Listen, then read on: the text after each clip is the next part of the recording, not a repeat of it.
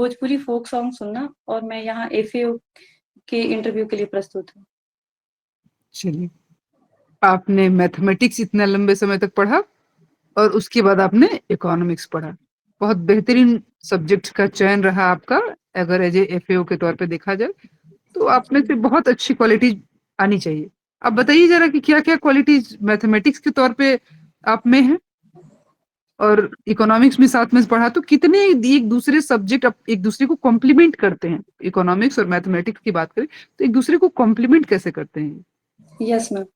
Ma'am, सबसे पहले आपके पहले क्वेश्चन का आंसर कि मैथमेटिक्स का क्या क्वालिटीज है मेरे अंदर, तो मुझे लगता है कि मैथमेटिक्स के वजह से मेरे अंदर जो लॉजिकल थिंकिंग, एनालिटिकल थिंकिंग और प्रॉब्लम सॉल्विंग अप्रोच जो है वो मेरे अंदर है। और दूसरा सवाल जो इकोनॉमिक्स का क्या रोल रहा है मैथमेटिक्स का इकोनॉमिक्स में, तो मैम इसका डायरेक्टली और इनडायरेक्टली दोनों तरह से रोल है। अगर डायरेक्टली देखें तो मैथमेटिक्स में जो प्रोबेबिलिटी है उसके यूज से इकोनॉमिक्स में हम किसी भी स्कीम्स के प्रोबेबिलिटी, सक्सेस के प्रोबेबिलिटी के बारे में देख पाते हैं।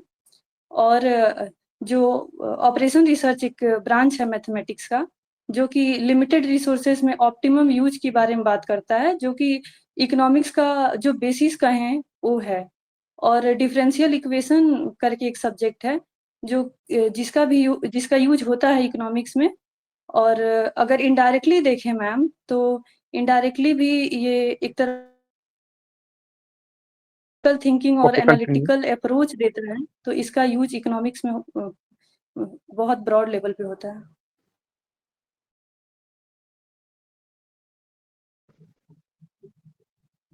Ma'am, Bhojpuri folk song. Yes जरा मैम। गुनगुनाइए 2 लाइन किसी भी सॉन्ग का जिसका कुछ सोसाइटल ऐसा एस्पेक्ट हो, जिसमें इंक्लूडेड हो, उस तरीके का। मैम, मैं छठ के गाने को सुना हाँ, सकती बिल्कुल, हूँ क्या? बिल्कुल, बिल्कुल, बिल्कुल। सॉरी मैम, मैं बहुत अच्छा नहीं गाती, बट नहीं, नहीं, ट्राई कोई बात करती नहीं। हाँ, बिल्कुल। काचही बांस के बहंगिया, बहंगी लचकत जाए, भरिया जे होखिना कवना सिंगा, भार घाटे पहुँचाए, ई भर छठी मैया के जाए। मैम, एक तरह से सोसाइटी में इसका रोल देखें तो ये बिहार के कल्चर से जुड़ा हुआ है। छठ जो एक बहुत हिस्टोरिकल त्योहार और कम्युनिटी फेस्टिवल के जैसे माना जाता है, तो इसमें इसका रोल है जिसका मैसेज होता है इन्वायरमेंट कंजर्वेशन पे भी।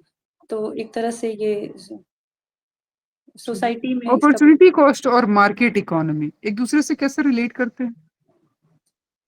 मैम, अपॉर्चुनिटी कॉस्ट देखें तो अगर किसी आइटम को चूज कर रहे हैं, तो एक आइटम को चूज करने से दूसरा आइटम में कितना उसको लॉस कर रहे हैं हम, तो इसे अपॉर्चुनिटी कॉस्ट कहते हैं।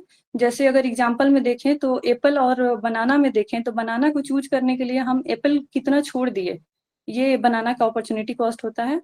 और मैम दूसरा क्या था, sorry? Market price. Market price. Ma'am, market price कोई भी अगर आइटम है तो मार्केट में उसका जो प्रोडक्शन कॉस्ट है उसके साथ साथ जो टैक्सेशन है और सब्सिडी है, इसके बेसिस पे मार्केट प्राइस तय होता है। चलिए, अगर इंडिया की पॉवर्टी की बात की जाए तो कैसे मेजर करते हैं? इसकी मेजर करने की क्या क्या पैरामीटर्स है? मैम, इंडिया में पॉवर्टी को तो बहुत लंबे टाइम तक अलग अलग तरीके से मेजर किया जाता था, लेकिन आज के टाइम में इसे एक पॉवर्टी बास्केट चूज किया जाता है, जिसमें जो इसेंशियल आइटम्स होते हैं उनको रखा जाता है, और फिर उनके जो भी प्राइस हैं अभी उनको निकाल करके, और फिर उसके बेसिस पे कितने लोग सक्षम है उस बास्केट को खरीदने के लिए, तो उन्हें अगर वो सक्षम नहीं है तो उन्हें पॉवर्टी हेड काउंट रेशियो में रखा जाता है। गुड्स एंड सर्विस टैक्स क्या प्रॉज है इनकी और क्या कौन से? Goods and service tax, GST, इसका प्रोज में देखें तो गवर्नमेंट रिवेन्यू इससे बहुत ह्यूज आइटम्स में आती है। जैसे अभी देखें बजट में तो 4th नंबर पे हमारा रिवेन्यू जीएसटी से आता है। और मैम जीएसटी के आने की वजह से जो डबल टैक्सेशन होता था वो भी कम हुआ, और ये डेस्टिनेशन बेस्ड टैक्स है, तो इस वजह से मैम इसको कलेक्ट करना थोड़ा इजी हो जाता है। और अगर इसके नेगेटिव में देखें तो मैम इस जीएसटी के नेगेटिव में देखें तो अलग अलग स्टेट इसका टैक्स स्लैब अलग अलग है, तो इस वजह से थोड़ा डिफिकल्ट होता है मेजर करना। और इसमें मैम रिवर्स आईसीटी होता है, उसको भी कैलकुलेट करने में थोड़ा प्रोसीजर लेंदी हो जाता है। चलिए, अगर बिहार के मैसिव माइग्रेशन को हम देखें तो क्या लगता है, आप इसमें ब्रेन ड्रेन की तरह देखती हैं या एक अच्छा रेमिटेंस बून की तरह देखती हैं? आप किस तरीके से इसको देखती हैं? मैम ये दोनों तरीके से देखा जा सकता है। जहाँ पे आप देखें किस कि तरीके से देखती हैं? मैम मैम मेरे अकॉर्डिंग तो माइग्रेशन को कम करने के लिए काम करना चाहिए, ताकि जो भी हमारी ब्रेन है वो बिहार में यूटिलाइज हो सके और बिहार में रिवेन्यू क्रिएशन और एम्प्लॉयमेंट जनरेशन का काम बन सके। अपनी एम्प्लॉयमेंट जनरेशन की बात करी, यस। बताइए कि जो क्रिएट कोई भी लोकल इकोसिस्टम है, उसमें जो आपके स्किल्ड वर्कफोर्स है, उसको रिटेन करने के लिए किस तरह के एनवायरनमेंट्स, इकोसिस्टम क्रिएट करने चाहिए? मैम एक बार और क्वेश्चन रिपीट कर सकते हैं, सॉरी। हाँ, जैसा आपने बोला कि ब्रेन बिहार में ही यूज़ होना चाहिए, तो उन्हें हमें रिटेन करना पड़ेगा। Yes ma'am. उनको रिटेन करने के लिए जो भी स्किल्ड वर्कफोर्स है, उनकी बात कर रही हूँ। तो यस लोकल इकोसिस्टम कैसा क्रिएट करना चाहिए ताकि जो वर्कफोर्स है वो बिहार में ही काम करे? मैम इसके लिए होलिस्टिक अप्रोच लेना चाहिए, जिसमें पहला अगर देखें तो इन्वेस्टमेंट को अट्रैक्ट करना चाहिए। उसके लिए ease of doing business infrastructure develop करना चाहिए। दूसरा अवेयरनेस फैलाना चाहिए स्कीम्स के थ्रू। और तीसरा देखें तो मैम माइग्रेशन को रोकने के लिए जो एग्रीकल्चर सेक्टर है, जिसका बिहार की इकोनॉमी का बेस माना जाता है, उसके ऊपर मैकेनाइजेशन करना चाहिए। Yes ma'am. आपको अगर कोई एक इकोनॉमिक इनोवेशन करने का मौका मिले आज के डेट में, तो यस आप मैम। बिहार के परिप्रेक्ष्य में कौन-सा ऐसा डिसीजन लेंगे? मैम अगर कोई एक करना है तो मुझे लगता है सेकेंडरी सेक्टर को बढ़ावा देना चाहिए। इसके लिए इंडस्ट्री लगाने की बेसिकली एग्रो बेस्ड इंडस्ट्री जो है उसके लिए बेटर इन्वायरमेंट बनाना चाहिए। एग्रो जिस बेस्ड इंडस्ट्रीज की बेटर एनवायरनमेंट के लिए क्या-क्या लगता है आपको कि कार्य अभी सरकार के द्वारा की जा रही हैं? और क्या कुछ कमियाँ हैं जिनको और इम्प्रूवमेंट के लिए की जानी चाहिए? Yes ma'am. Ma'am agro based industry में देखें तो बिहार गवर्नमेंट के द्वारा एग्रीकल्चर के सेक्टर में देखें तो पहले तो प्रोडक्शन बढ़ाने के ऊपर फोकस किया गया है, जिसमें कि फार्म मैकेनाइजेशन की बात की गई है। और दूसरा देखें और इसमें देखें तो एग्रो क्लस्टर बनाने की बात की गई है, और जैविक कॉरिडोर बनाने की बात की गई है। और ये एग्रीकल्चर का एरिया हुआ, और दूसरा एमएसएमई को भी इन्वॉल्व करने की बात हुई है, जिससे कि लोकल लेवल पे जॉब्स क्रिएट हो सकें और इनका रोल रहे बिहार तो के इकोनॉमी कहाँ डेवलपमेंट। गैप हैं जो इसमें और इम्प्रूवमेंट की आवश्यकता हो सकती है? बिल्कुल परफेक्टली प्लान चल रहा है। सॉरी मैम, क्वेश्चन क्लियर नहीं हुआ।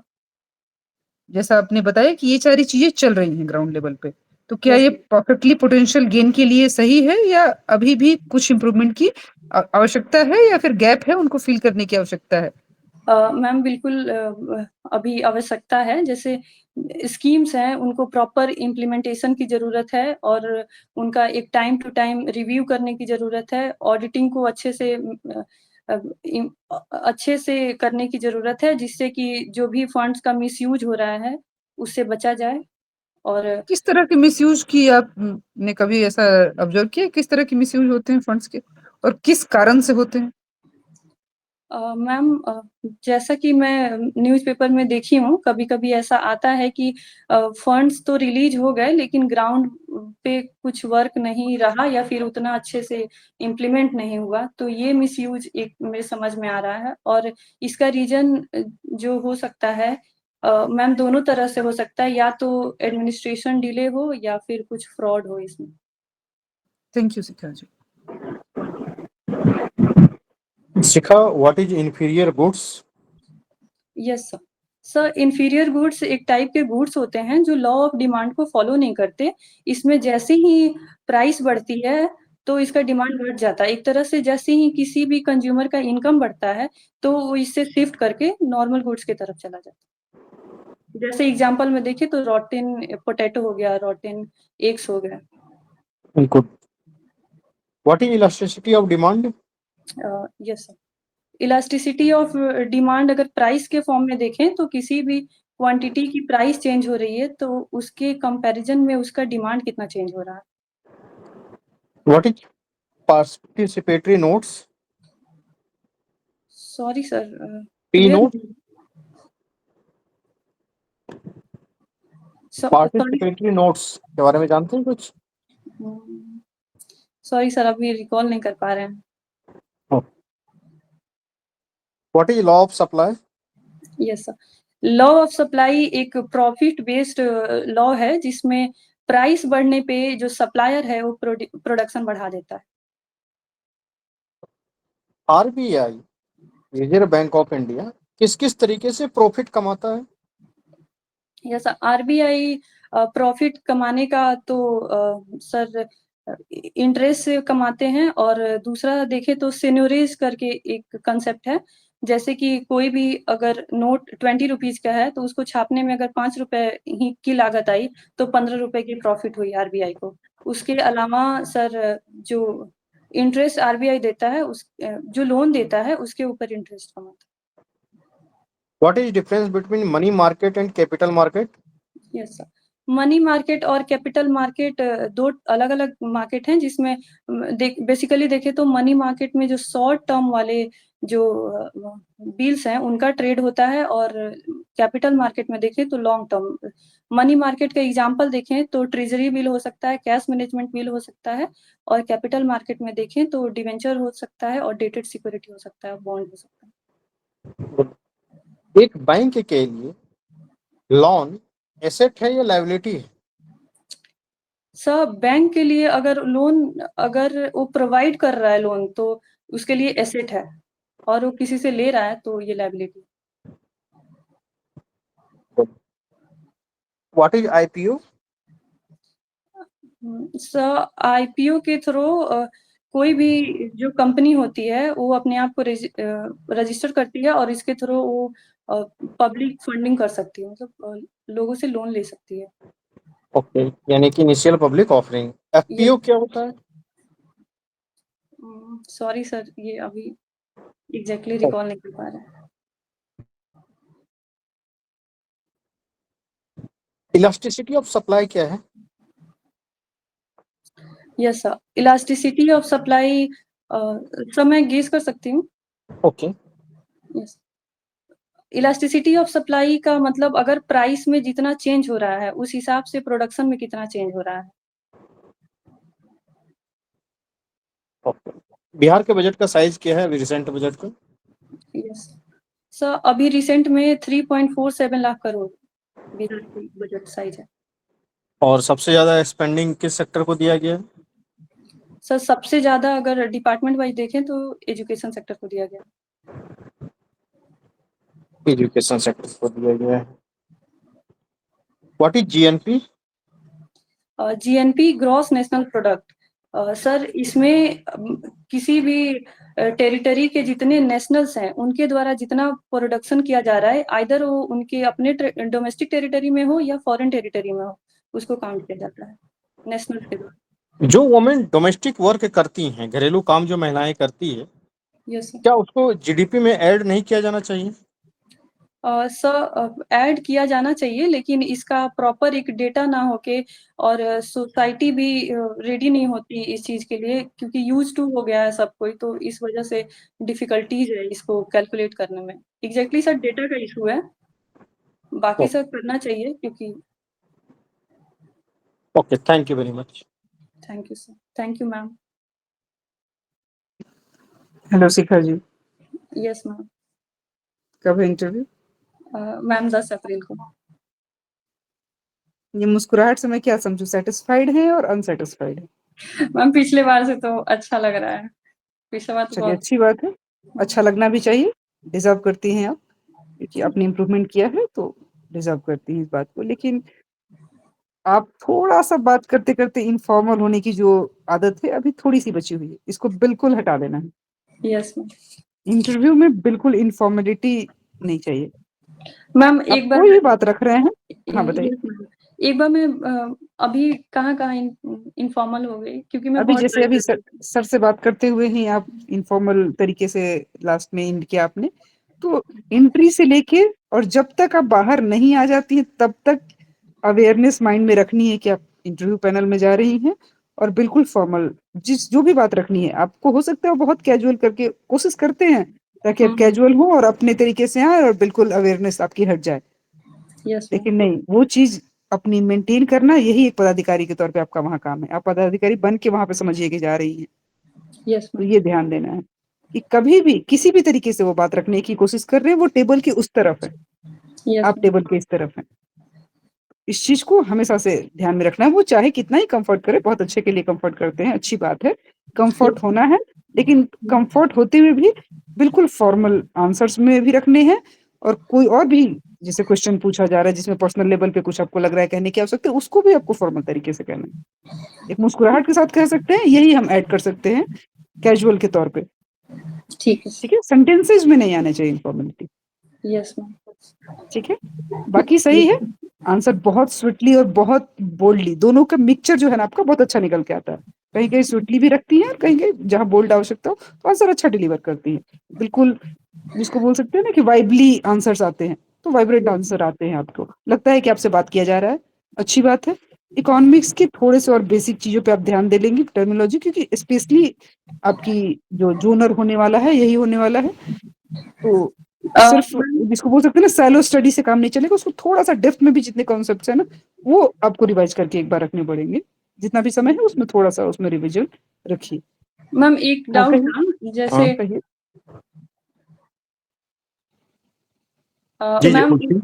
उस दिन जैसे 10 अप्रैल को ना सीसी के कुछ कैंडिडेट्स जिनका इंटरव्यू नहीं हुआ, उनको भी रखा गया है, 14 स्टूडेंट हैं शायद। तो मैम ये पूछ रही थी, तब तो पैनल थोड़ा जनरल होंगे, तो फिर और भी सब्जेक्ट के क्वेश्चंस आ सकते हैं, जैसे पॉलिटी और हिस्ट्री वगैरह का भी, या फिर देखिए, एक तो क्या है कि एफएओ का इंटरव्यू है, तो वो इस चीज़ का ध्यान रखते हैं कि पैनल में किन लोगों को लिया जाए।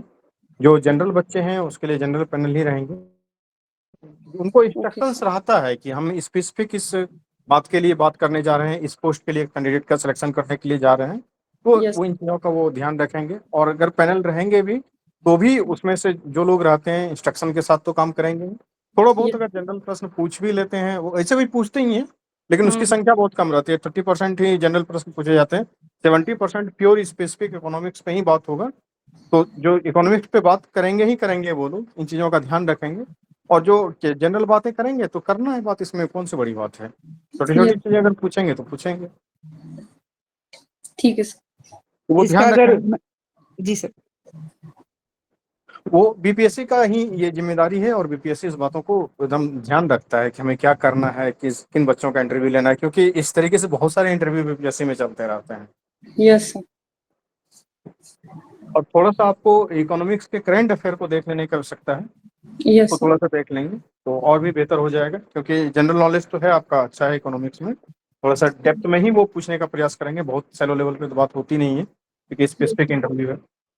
तो इन चीज़ों का ध्यान रखेंगे। अच्छा आंसर करती हैं, और पिछले बार से तो बहुत इंप्रूवमेंट है, तो यस काफ़ी सर, अच्छा लग रहा है। होप्स हो कि इस बार सिलेक्शन फाइनल हो ही जाएगा। Yes sir, all the very best.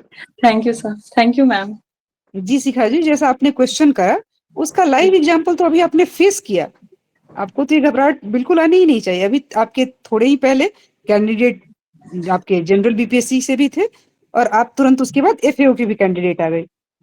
आपके सर भी यस वही सर, थे, मैं भी वही थी। यस मैम, आपको महसूस हुआ? यस मैम, तो बस वही चीज ध्यान रखना है, कोई डाउट नहीं रखनी है। ठीक है? वो ठीक है अपने मैम, तरीके से आपको कहाँ किस तरीके से आपकी यूज करनी है उनको, अगर शब्दों के बारे में बोले, क्वेश्चन के बारे में बोले, कैसा इस्तेमाल करना है, वो कर लेंगे आपके नॉलेज का इस्तेमाल। आप टेंशन नहीं लीजिए। ओके, आप ओके मैम, तैयारी पे फोकस कर रखिए, बाकी टेंशन को बिल्कुल साइड रखते हुए। All the best. Thank you ma'am.